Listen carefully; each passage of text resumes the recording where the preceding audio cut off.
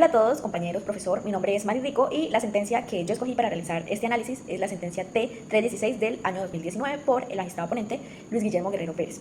Esta sentencia fue proferida el 15 de julio de 2019 en la ciudad de Bogotá. El tema a analizar en esta sentencia es si existen intereses contrapuestos en virtud de que la abogada Mónica Soledad Murcia Páez prestaba servicios a una firma, HR Abogados. Esta firma representaba a Telefónica ante asuntos de la Superintendencia de Industria y Comercio desde el periodo del 2018.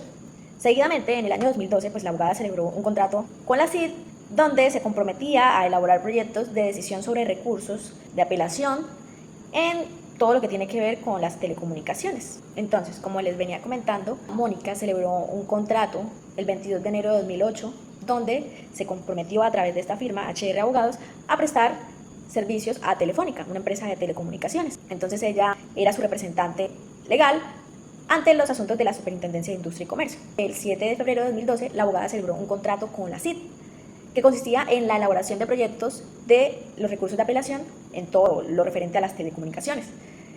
El 23 de mayo de 2012, la Secretaría General de la Superintendencia de Industria y Comercio presentó un informe ante el Consejo Seccional de la Judicatura de Bogotá. Este informe evaluaba los posibles intereses contrapuestos de la señora Mónica por contratar con la entidad mientras prestaba los servicios a la empresa telefónica, sin esto haberlo reportado en su hoja de vida, ya que ella al momento de buscar el empleo o firmar el contrato, ella sí dijo que trabajaba para la entidad HR Abogados, pero no especificó que era representante legal de esta entidad telefónica. Entonces que el Consejo Superior de la Judicatura intentó iniciar un proceso disciplinario en contra de la señora Mónica el 16 de septiembre de 2013, donde se decidió que la declararía disciplinariamente responsable. Vulneró el deber de lealtad que está establecido en el artículo 28, numeral 8 de la ley 1123 de 2007, que consiste en asesorar, patrocinar, representar simultáneamente o sucesivamente a quienes tengan intereses contrapuestos, sin virtud de que se pueda realizar con el consentimiento de todos las gestiones que signifiquen un provecho común, y como consecuencia se le impuso la sanción, porque por un lado era representante legal de Telefónica y por el otro desempeñaba en esta entidad de la CID. Entonces ahí se pueden ver los intereses contrapuestos. El Consejo determinó que por la amplia experiencia laboral de la abogada, su labor no era simplemente mecánica, porque ella decía que ella se encargaba en la CID de llenar formatos que no favorecían a Telefónica realmente. Pero aún así el Consejo dijo que eso no era relevante porque es una falta de mero peligro. ¿Qué quiere decir esto? Que no requiere un resultado para ser catalogado como una falta. Y aunque los intereses fueran distintos, aunque eran tareas distintas, el Consejo decidió en primera fue que tuvo la oportunidad de tomar decisiones que favorecieran a Telefónica ante la Superintendencia de Industria y Comercio al momento de decidir los recursos de apelación. El Consejo dijo que Mónica tenía un acceso muy directo a la superintendencia para tratar los temas de Telefónica, en desventaja a la posición que tendría cualquier usuario que no trabajara en la CID, y que según los testimonios ella participó en reuniones como representante de Telefónica con la directora de investigaciones para debatir los asuntos de la empresa Telefónica. Como les venía diciendo, ella no incluyó ese dato de que era la representante legal de esa empresa en su hoja de vida. Esto fue fundamental porque no quedó constancia de que ella prestaba su asesoría para Telefónica, o sea, no lo incluyó dentro de su experiencia laboral. Aunque esto no constituye una falta, sí demuestra que la abogada fue desleal con sus clientes. Bueno, ¿y el Consejo qué aspectos tuvo en cuenta al momento de sancionar a la abogada? Bueno, primero, la trascendencia social de la conducta y las implicaciones negativas que ocasionó el actuar desleal de esta abogada para el ejercicio de la profesión y la modalidad, que consistió básicamente en afectar la confianza de los usuarios de la CID. El 5 de noviembre de 2013, el abogado del accionante solicitó revocar el fallo de primera instancia, diciendo que no hubo contraposición de intereses y que no hubo esa atipicidad, y que aunque hubieran existía una justificación porque ambas partes conocían el asesoramiento que tenía esta abogada con la entidad. Como bien les decía, la abogada sí dijo en su hoja de vida que trabajaba con HR Abogados. Sin embargo, ella no especificó que representaba a esta empresa de telecomunicaciones Telefónica.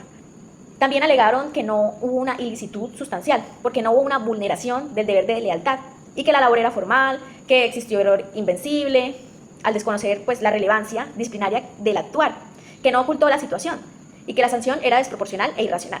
El 8 de junio de 2016, la Sala Jurisdiccional Disciplinaria del Consejo Superior de la Judicatura confirmó la decisión de primera instancia. Entonces, a Mónica no le queda otra que interponer la acción de tutela porque consideró que se vulneró el debido proceso, la presunción de inocencia. Ella alegaba que se dejara sin efecto las decisiones de primera y segunda instancia y que se dictara un fallo conforme a un juez de tutela, que consistiera en decir que se incurrió en defecto fáctico por parte del Consejo en las sentencias de primera y segunda instancia, que hubo incongruencia entre lo probado y lo decidido, porque ella consideraba que se usaron pruebas que no demostraban la contraposición de intereses y que solo exponían que la abogada representó a Telefónica y que asesoró a la Superintendencia de Industria y Comercio. Entonces ella consideraba que esto no tenía fuerza probatoria y que según los testimonios analizados, estos no fueron tomados en consideración como debieron tomarse.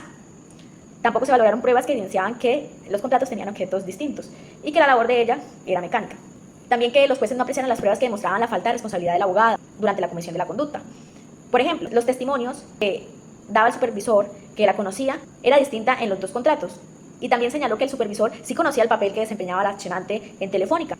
Y esto no fue considerado en principio un problema para las partes, o sea, ella decía que la dejaron trabajar así y que pues nunca se pronunciaron al respecto. Alegó también defecto sustantivo por la inaplicación de la norma, que se dice que se deben sancionar de forma razonable y proporcional la gravedad de la falta contenida en el artículo 13 de la Ley 1123 del 2007. La falta de tipicidad, la indebida atribución del dolo. Ella afirmaba que no había coincidencia entre la falta cometida, que fue la más grave, que fue la exclusión de la profesión, la sanción de su tarjeta profesional y que no podía volver a ejercer la abogacía.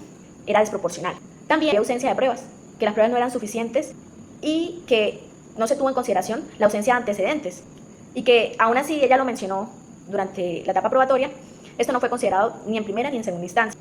Entonces ella consideró que se le vulneró el principio de la igualdad, pues ella argumentaba que en casos similares no se aplicaba la exclusión como una sanción máxima.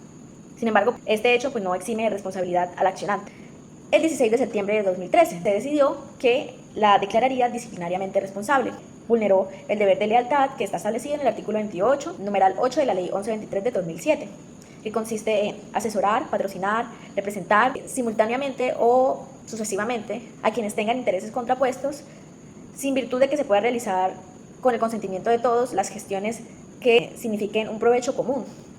Y como consecuencia, pues se le impuso la sanción.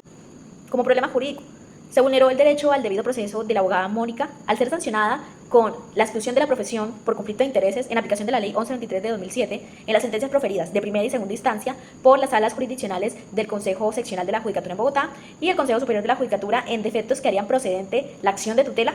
Entre las faltas analizadas en esta sentencia encontramos el artículo 28 que habla sobre los deberes profesionales del abogado. Entre ellos, en su numeral 8, obrar con lealtad y honradez en todas sus relaciones profesionales. También el artículo 34, que nos habla sobre las faltas de lealtad con el cliente. Más que todo en su literal E, que consiste en asesorar, patrocinar o representar simultánea o sucesivamente a quienes tengan intereses contrapuestos, sin perjuicio de que pueda realizar, con el consentimiento de todos, gestiones que redunden en provecho común.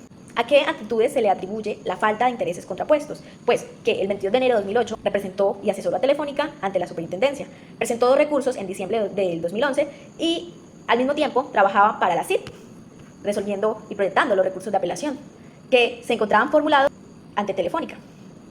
De manera que simultáneamente actuó en defensa de los intereses de los dos clientes, Telefónica y la Superintendencia.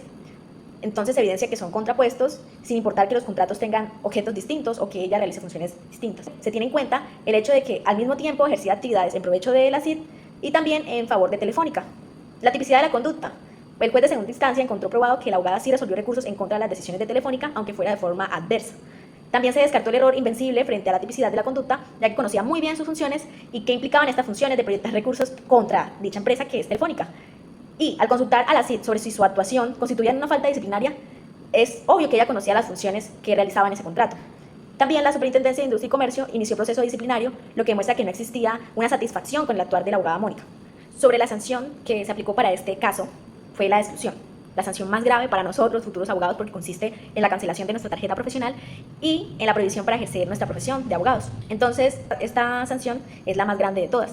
En primera y segunda instancia, pues se creía que la sanción de exclusión se ajustaba al comportamiento de la abogada y consideraban que era una medida proporcional y razonable. Manifestó también este consejo que estaba probado que Mónica actuó con dolo y de forma consciente y que nadie entiende cómo una persona puede ser asesora de quien formula el recurso y de quien a su vez proyecta la decisión frente a ese recurso. También dijo que el comportamiento de la abogada desbordó el alcance que tiene la relación entre el cliente y el abogado. También se generó un impacto negativo en la percepción que se tienen las personas sobre los profesionales del derecho. De manera que claramente su conducta tuvo una trascendencia social enorme por la modalidad en la que se desarrolló, que afectó la confianza de los usuarios que tenía la Superintendencia de Industria y Comercio, que creían que eran autoridades transparentes, imparciales. En primera y segunda instancia, considero que la sanción resultaba necesaria porque a través de ella se previene que la conducta de la abogada se repita reiteradamente y a su vez sirve de ejemplo para los otros abogados para evitar que se cometan este tipo de conductas. Entonces, consideraron, por un lado, la trascendencia social de la conducta, la modalidad del hecho ilícito, es decir, las circunstancias en que se llevó a cabo la falta, que en principio es que se afectó la confianza que se tiene con los clientes y los usuarios de la CID. Entonces, ellos creen que los funcionarios pues, son transparentes, que son imparciales, y obviamente pues, el comportamiento se salía de eso. Entonces, si bien la existencia de antecedentes funciona como un agravante, no está contemplado de forma expresa como criterio atenuante, eso no significa que el juez disciplinario no debió considerar que la abogada estuviera limpia, o sea, que no tuviera como un antecedente o un pasado sucio, y eso se debió tomar en consideración al momento de imponer la sanción. Y por eso, la Corte, la Sala Tercera de Revisión, determinó que las decisiones de primera y segunda instancia debían ser revocados parcialmente. Es decir, la Sala Tercera de Revisión concluyó que sí se vulneró el derecho al debido proceso en la sanción, en la interposición de esa sanción, porque los jueces disciplinarios realizaron una valoración incompleta en criterios de graduación que establece la ley 1123 de 2007, porque también nos dice cómo deben impartirse esas sanciones. En primer lugar, porque analizaron la modalidad de la conducta. Sí, muy bien, pero omitieron considerar elementos favorables como que la abogada no actuó en una situación contractual, lo cual, sin obviamente excluir su responsabilidad, debía incidir en la determinación de la sanción conforme al principio de imparcialidad y el deber de valoración integral que tiene ese juez disciplinario al momento de tomar una decisión de esa trascendencia. También no se consideraron la ausencia de antecedentes que le hubieran servido como un criterio atenuante para no haberle impuesto esa falta tan grave. Entonces, en aplicación de la eficacia normativa, el respeto a los derechos fundamentales, especialmente los derechos al trabajo, a la libertad de la profesión, que la limitaban con esa falta, esa sanción. Y tampoco se valoraron la inexistencia de agravantes. Y aún así, pues le impusieron la sanción más grave de todas. Tampoco se logró probar la necesidad de la sanción, porque no se realizó un análisis que fuera proporcional y razonable, como le exige el artículo 13 de la misma ley, la 1123 de 2007, que como les decía, ella misma nos dice cómo se debe sancionar, que se debe justificar por qué se toma esa sanción. En efecto, pues no se probó un daño concreto a los clientes y que las actividades contractuales pues eran distintas, y lo que hacía muy remota la posibilidad del beneficio indebido. Pero aún así, los impactos que se imponen por esta sanción tan grande vulneraban los derechos al trabajo y al ejercicio profesional. Entonces, finalmente, la Corte determinó que las decisiones de los jueces incurrieron en un defecto sustantivo, porque no se fundamentó de manera completa y explícita las razones que justificaban cualitativa y cuantitativamente la sanción, y en consecuencia, pues concedió el amparo y ordenó reevaluar la sanción aplicando correctamente los criterios legales de necesidad y racionalidad y proporcionalidad. Entonces, revocaron parcialmente pues, las sentencias de primera y segunda instancia, y así se cerró todo este caso.